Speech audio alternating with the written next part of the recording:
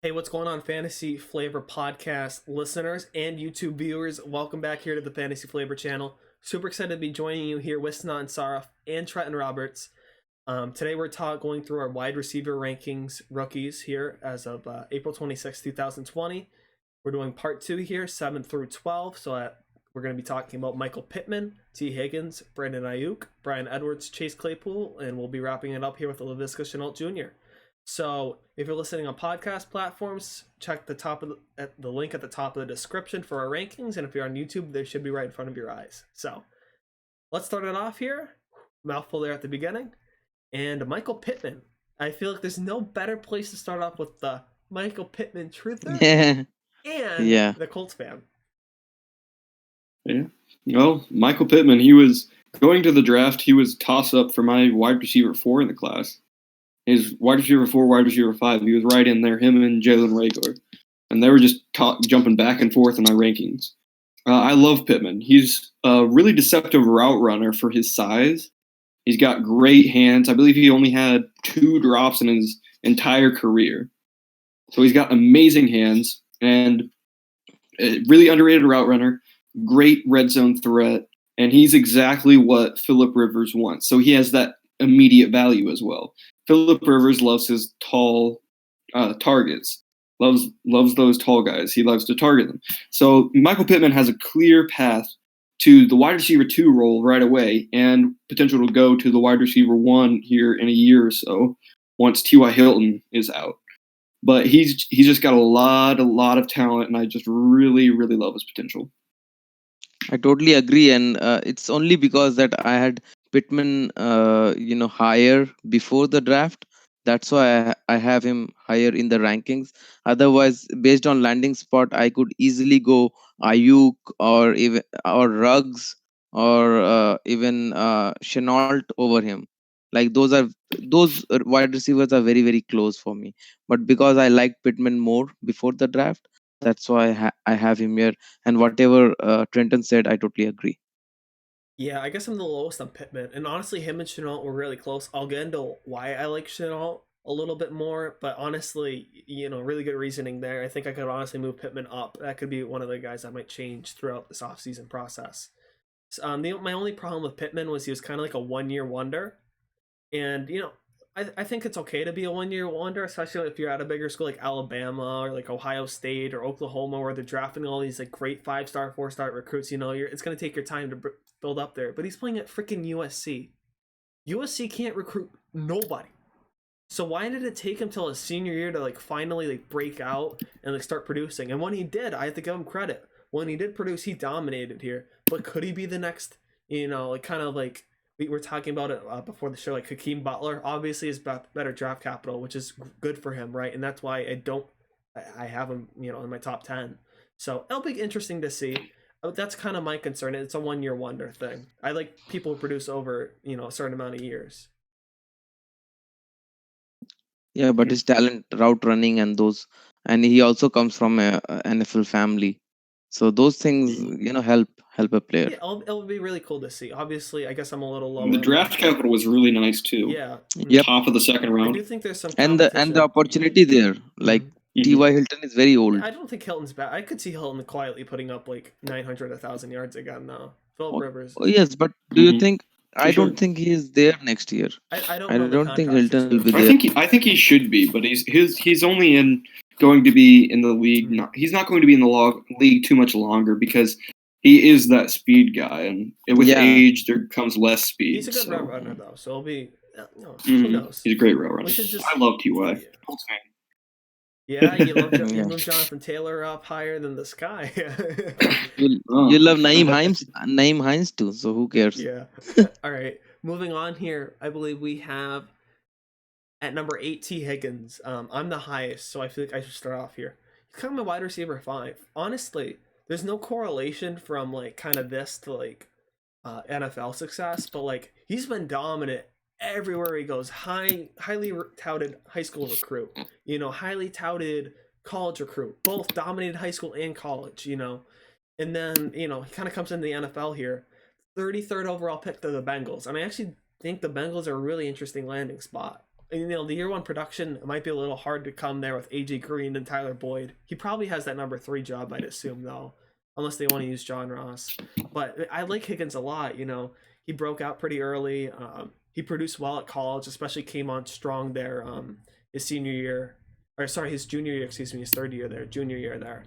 Just kind of like, I think the separation's a big concern on film, and I'm sure Trenton will probably get into that, but I think he's kind of like, he's just a smart player. I feel like there's things to work on too, but it's honestly tethered to Burrow. He'll probably be Burrow's X receiver, and to me, that's really interesting. And like I said, I think he's just been very good everywhere he's done so far. Slipped, I think, due to not testing at the combine, then his pro day times weren't the best. I think he ran like a 4.5, which is really good for him, honestly. A 4.5 is fine. A lot of the receivers in the NFL who've had success run 4.5s, like Allen Robinson, Hopkins. Yeah. Michael Thomas might have ran like a 4.6 or a high 4.5. Can't remember, but you don't need to be Henry Ruggs, So, what do you guys kind of think about Higgins? Yeah, I just don't like his landing spot that much. I really like the player. The problem is that it's a very tough division, and he has a lot of competition there right now. And Bengals have talked about extending Green. I don't know how much true that is, but if Green is extended, suddenly the path to targets goes down a bit. And also Bengals are not a great organization, so who knows what they will do with players there. So that's the only reason bumped him down a little bit. Looking at Higgins on tape, I'm not a big Higgins fan. He struggles a lot to get open. He struggles with separation because he is really slow out of his stance. He doesn't have a really good press release, and he's not the best route runner. He didn't even have a full route tree that he had to go with. He was given a few routes because maybe he can learn more, but maybe that's all he could handle. So we don't know, and that worries me a lot about guys who don't run a lot of routes in college. Can they handle more? Some can, some can't. The biggest issue, though, he struggled with separation on weak cornerbacks. He played a lot of not great cornerbacks in his college career. He played some really, really weak corners because he was across from another great wide receiver in Justin Ross. So you have struggles there. I think that Trevor Lawrence made him better than he really is. And I believe that overall, he struggled to separate against worse competition. So I can't see him separating that well. Plus, on top of what Sanatin said, he's going into an offense with a lot of competition already. So that's what kind of scares me. Yeah, I feel like the extending AJ Green thing came out before they drafted Higgins. So maybe they thought he wasn't going to be there. And now, since I'd be surprised if they drafted Higgins that early, like over an offensive lineman, and then re-signed AJ Green too. But I like Higgins a lot. I do think I get the separation concerns there. But Joe Burrow is super accurate, and he threw in a lot of contested windows there with Justin Jefferson, Jamar Chase even. So I think it's kind of like, I think the situation will be good after year one. And like I said, I feel like Trent wants more of that year one production from a wide receiver. Personally, I don't expect them to produce. I realize wide receivers are kind of a long-term investment. So if the talent's there, the draft capital is really good. That's what matters to me. T. Higgins is my number 5. I like him. I think, he could be really good. I just want to add that those players for me are pretty close. Like, all these it's guys. just we separate by a hair, so it's not that far away any. Yeah. I mean, I'm a bit more of a gap between Pittman and Higgins, but yeah, it depends on situation. All of these guys, these last 6 guys on our top 12, all of these guys are really similar. They can all be in that same tier bunched in, depending on what happens around them. Anything can change. Yeah, T. Higgins might be a little higher for me than you guys. I don't know about these tiers. They're all like super cool. I might have T. Higgins at the bottom of the tier above. I haven't really thought about the tiers too much, but they're all super close. I agree. If I got Michael Pittman over like a T. Higgins or a Laviska Shenault, I wouldn't be sweating tears. Crying or sweating or anything. Yeah, let's move on here though. Brandon Aiyuk, someone I really don't like, to be honest with you. I don't know. It's just who's the highest on him. I feel like it's not just start off. What do you like about Brandon Ayuk? He is an electric playmaker, man. I mean, you get the ball in his hand, and he can get a lot of yaks. I think he is the number one in this class in yak Mm-hmm. and yards after catch, and that is what Shanahan does. Like he wants to get players who, Jimmy G can just throw shot and they can get them yards after catch. All of their running backs, wide receivers are made that way, and 49ers really traded up to get him. And we also heard some chatters that he was the number one wide receiver that they wanted to get. So, and I'm a big fan of Shanahan. So I think he's a great offensive mind.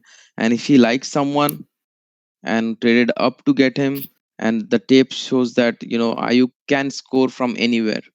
Once if he gets the lane, he's going the distance. So if those are the things, only worry is little bit injury issues, I think. Other than that, I think I mean, the draft capital is better than the players that we have discussed already. So I don't see, and also opportunity. Who is the second wide receiver there? No one else apart from Debo. All kinds of opportunities there.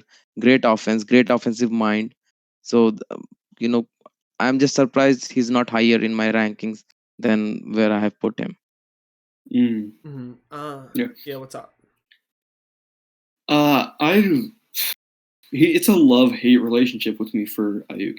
He was in this draft, I believe, the second best yards after the catch guy in this draft, behind KJ Hamler, who I actually have him one slot ahead of him. He's not listed on our top 12 because you guys hate him, but We don't hate but him. I like him because he's good after the catch, and that fits really well. He also had really, really good draft capital. He was a first-round pick. So, I mean, they're going to use him. And we heard a lot here and there that they were going to use Debo more. And I feel like that might change now that they took a wide receiver in the first round. They might switch to Ayuk being their top guy. So we'll have to see from that.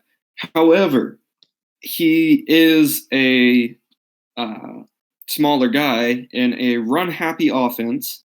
And I don't know. I don't see a lot more other than the after the catch. I don't see much wiggle in his game. I don't see that. I mean, he can get open, but it's when he gets open, he makes the plays, but he doesn't get open consistently enough to make those plays often. Yeah, I actually agree here with Trenton, which is, it's either a That's really rare. good or a really bad thing when Trenton and I agree on something. Brandon Ayuk also couldn't even produce at all. Like, he had no production until N'Keal Harry left, and N'Keal Harry hasn't done anything in the NFL. He's looked really bad, partially because of injury, partially because he did genuinely look bad in the NFL. So it's going to be like Brandon Ayuk. I get it, but maybe it's because that Arizona system might be good producing those wide receiver ones. It'll be interesting to watch in the future. But here's the thing with Ayuk. One, I think he struggles versus press a lot.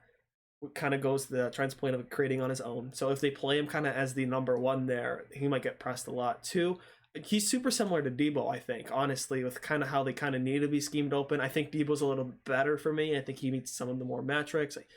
I think Debo is kind of just overall kind of the better player there. So I don't see him as a one, and I kind of see him kind of like, I remember I was talking to you, Sanat, and I was like, when they drafted Debo, I'm like, what the hell are they doing? And like, what do you mean? I love Debo. I'm like, Debo's a good player. I get it. But he kind of does what Dante Pettis does. They all kind of have little niches in their game. Like, Dante Pettis is probably the better route runner, or Debo Samuel is probably the most tough guy there, and Brandon Ayuk might be the best yak guy. But they all kind of play that Y. So I'm like, what the hell is Shanahan thinking? And it's still like, what the hell is he thinking? You know what I mean? Having three Ys, you need an X, a Y, and a Z, right? And they all do different things. And I feel like Trent can back me up there. You need three different players that offer different things, and all these guys offer the same thing. So that's why Ayuk's low for me, because Trent and I both hate him, and that's very alarming. We'll see. I just love the situation a Yeah, lot. you're a big Shanahan guy, so I get it. Yeah. Moving on here, we have one of my favorite guys, honestly, my favorite sleeper, Bryan Edwards here. And I believe I'm the highest on him. So I'm going to start off here with a hot take. I think in 3 years from now, we're going to look back and Brian Edwards will be the better fantasy producer than Henry Ruggs. I said it in the last part. If you're just watching this part, hi, hello, check out the last part. But that's my bold take. That's my hot take. We'll see how it plays out. But Brian Edwards, his game reminds me of Michael Thomas. Those are big words, I know, but like just kind of the games they play. So, and I like the Raiders a lot because third round draft capital is good, and I think Ruggs will be better for real life than fantasy. So I think he'll be able to open up the middle of the field and kind of play that Michael Thomas role, if you will. Okay. And Brian Edwards had a rare breakout age of 17. That means he was dominating college at age 17. He wasn't even 18 yet. He wasn't allowed to vote. Think about that. That's incredible. He's dominating, maybe grown men, 22, 21, 22-year-old corners at South Carolina. So I like Brian Edwards a lot. I think he's been great his whole time. I feel like he went lower than he should have because he got injured before the combine and there are no pro days. Yes. So I love Brian Edwards. He's my number one wide receiver sleeper. Great value. Same. I mean, I have the same exact thinking that you do, and I also think he will be the better. I'm not saying 100%, but I think he's very, very talented, and he could easily be the number one there instead of Ruggs. And he slipped because of the injury, and I am going to bump him up later. So I think you gotta bump him up. Yeah, it's just because of the quarterback, and I'm pretty sure that they'll have a different quarterback next year, hopefully. Yeah, I think Derek Carr could go with Brian Edwards though if he works at short to intermediate. Yeah, I think that would be good. Yeah, he could. What do you kind of think about Brian Edwards? He has a bad mix of two of the things that you need to be able to project well to the next level, in my opinion. He struggles with drops, concentration drops, and he's not a great route runner. So he's going, if he can separate at all, he might drop it. But that's if he can. So I think he's that guy that could be a chain mover, and maybe catch a few touchdowns. But I see him more as the team's wide receiver 3 of the future. I think that they go get somebody else again. And Ruggs, I've said before, I love Ruggs. I really think he's very underrated by the fantasy community. But I think that Edwards definitely has potential, but I just don't like that I don't like those traits on him. Those are negative traits for me, and I just am not a fan of that. He does have good height. He does have, I believe, decent speed. Very good ball skills. Right, and he's good. He's good with the ball. It's just the after the catch. He's not good after the catch. He's bad with separating off of routes, and he's bad with concentration drops. So that's the areas of concern for me. I think the good thing with the drops though is if they're concentration, those can be fixed. I don't feel like that's a death sentence. Concentration drops are just simple as you just got to pay a little more attention. You got to work on your focus. That's fixable. It's not like butter. He literally has butter for hands. So. Right. Yeah. It is fixable, but when you look at a lot of guys who they've had in their you look at scouting reports on guys in the past, that the scouting reports of the guys that say they have concentration drops, a lot of those same guys still have issues with drops in the NFL. And you don't, it's very rare that you see a guy that has issues with concentration drops that absolutely fixes it in the NFL. So you're not going to see that, and it's worrying to me that I think he'll still drop a decent bit in the NFL.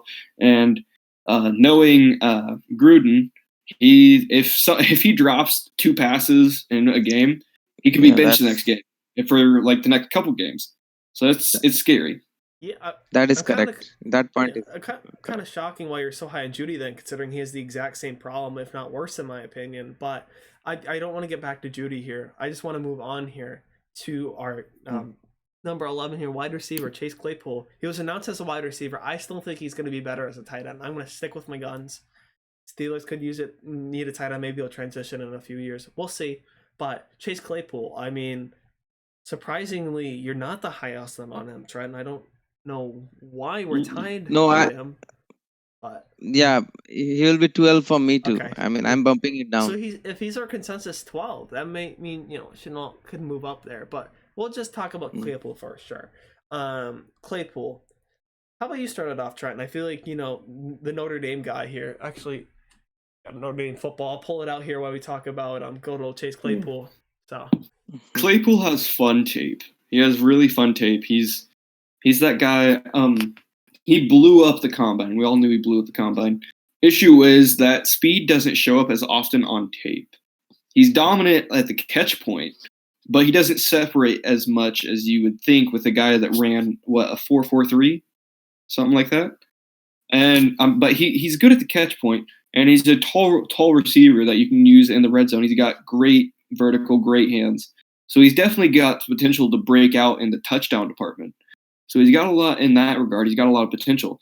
But he's the clear wide receiver 2 at best for the future. He's not going to be the wide receiver 1 because you got Juju ahead of him. So you got Juju, and Juju's going to take a ton of targets. Juju's a target hog. So there's going to be fewer targets to go around, and a guy that struggles to get separation on routes, even though he should, he's got good hands, but if he struggles to separate, I don't know. But it's really fun to just watch his tape. I love just watching his college tape. Yeah, for me, he really struggles to get off the line, and that might be concerning too. And that's why my comp for him, like a ceiling comp, he might be like a Darren Waller. And I think he could hit that ceiling. But it's just kind of like with Claypool. It's just, I don't buy into it. It's another one of those guys that took a while to produce. I don't feel like he really blew up till Miles Boykin was gone, and Miles Boykin, it's not going to test it. He hasn't been that great. So nothing special, to be honest there. So that's kind of just my concern with Claypool. I am obviously Big Ben might be gone, and that'll be bad. Also, it's just kind of considering Deontay Johnson. I feel like Snot and I are a little higher on him, so he might even just be the wide receiver 3. I think this move is more good. That the Steelers grabbing is more good for Juju because maybe they'll put Claypool at the X and move Juju back into the slot. So that's kind of my thoughts on Claypool. I think he'll move down even further for me because the only thing I was thinking is that maybe the Steelers move on from Juju next year, and but that also comes with them moving on with Ben. So the quarterback situation is not very stable there. But yeah, the opportunity might open up if Juju moves on. So that's why I was a bit higher. But thinking back, I think it has to go down. I'm not a big fan of the player. Yeah. I think we should just move on here to the last guy here, Laviska Shenault Jr. By far, I don't even know if he was ranked for you guys. Ranked, I believe, 11th for Sinan. Trent had Kamler on him on pretty high instead. Just Shenault, the problem with him is just health. He kind of reminds me of like a taller Debo, but he just can't stay healthy. He ran a little bit slower than I think people thought he would. I think he plays a little faster on tape. He had a great second year there at Colorado, and he's just been injury riddled. And honestly, he could be one of the best wide receivers in this draft class if it isn't for health. And I don't think the Jaguars are that bad of a landing spot. I think Gardner Minshew's okay. I also don't think DJ Chark's the best. I wouldn't surprise me if DJ Chark is one day supplanted by somebody else to be to be their Jacksonville's wide receiver too. The thing with Laviska is I have a crazy theory. And this is why it's probably our consensus number 12. I think the Jaguars suck next year, right? You guys agree? I think they're tanking for Trevor Lawrence. And the fact that Laviska Shenault, D.D. Westbrook hasn't been that good, the fact that Laviska Shenault could be his number 2 wide receiver, that has to be interesting. That has to be interesting considering how it's stacked. Even Justin Fields, that has to be interesting. He could maybe play that T. Higgins role, or that even like a Deebo Samuel role, like a competent 2 in a Trevor Lawrence-led offense, and that has to be interesting. So that's why I'm kind of high on him too, and some of the metrics meet him. It's just health for him, and I'm okay with taking a health risk there in like the mid-late second. I like Viska. Yeah, the health risk has been. I have seen that many players who comes with these health concerns really have health issues in the NFL too. And again, the landing spot. The thing is that the quarterback is not great, but the number 1 job is there for the taking. Mhm. I also don't believe that Chark is a prototypical number 1. People are very high on him, but I'm not. I think he can be supplanted, as you said. So I totally agree with you there. It's just the health risk is just too much for me to invest on a player like mid second or even early second and not get anything later for him when we have so many great wide receivers in this class. Why take a risk? That's the Mhm. only reason. No other reason. When I look at Laviska Shenault, my comp for him is a slower Cordell Patterson. He's a gadget player. He's not going to be that guy that's going to be out there and get tons of targets, tons of stuff. He's going to be that guy that you use as a gadget player. He will move around. You can put him in as a running back, do stuff. So it'll be interesting how they use him, but he won't be that guy that they're going to use him as their wide receiver one. He just doesn't have that repertoire. He's not going to be that guy. He's not going to be a wide receiver one. He's going to be a gadget player, and he could be a good gadget player, but that speed concerns me, and it's just you don't see gadget players succeed like ever. We've never seen one. Cordell Patterson, he had great tape, great everything. And then he came to the league and he was a gadget player. He didn't do that great. He's a good kick returner. I'll give him that. But he's not that great in anything else. He's a gadget player, and that's what Laviska Shenault is going to be. I think he's better than a gadget player. For me, it's more injuries Yeah. than being a gadget player. He was so good in Colorado his sophomore season. My God, there's people like draped over him, and he was like manhandling. I them. agree that he's closer to Debo than to Patterson. But it'll be interesting to see. Thank you so much for our listeners and our viewers for listening to our part 2 here of our wide receiver rankings. Make sure to leave a like. Make sure to subscribe. Make sure to tweet at us, comment at us. Let us know what you think about these rankings. We'd love to hear your feedback. And stay safe during this time. Make sure to wash your hands and have a good rest of your day.